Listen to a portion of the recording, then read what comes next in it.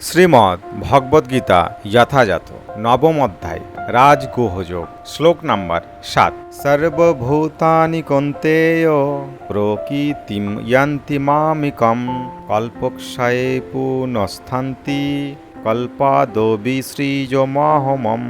শব্দার্থ: সর্বভূতানি সমগ্র সৃষ্টি, কৌন্তেয় হে কুন্তিপুত্র, প্রাকৃতিম প্রকৃতি, ইয়ান্তি প্রকৃতি ইয়ান্তি প্রবেশ করে, মামিকাম আমার, কল্পক্ষয়ে কল্পের অবসানে, পুনরায় তানি তাদের সকলকে, কল্পাদো কল্পের শুরুতে, বিসৃজামি সৃষ্টি করি, অহম আমি।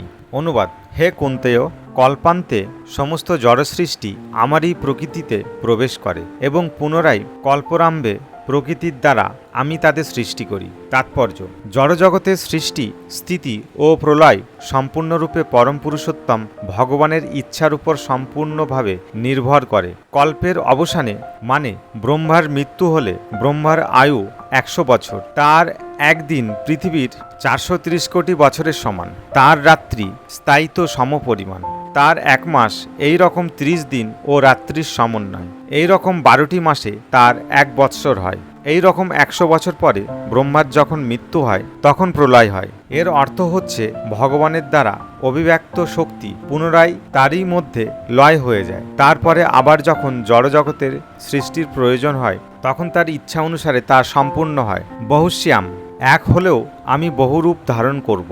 এটি হচ্ছে বৈদিক সূত্র। ছান্দোগ্য উপনিষদের 6ষ্ঠ স্কন্ধের 2য় অধ্যায়ের 3 নম্বর শ্লোকে এই কথাটি বলা হয়েছে। তিনি নিজেকে এই মায়া শক্তিতে বিস্তার করেন এবং তার ফলে সমস্ত জড়জগৎ পুনরায় প্রকট হয়।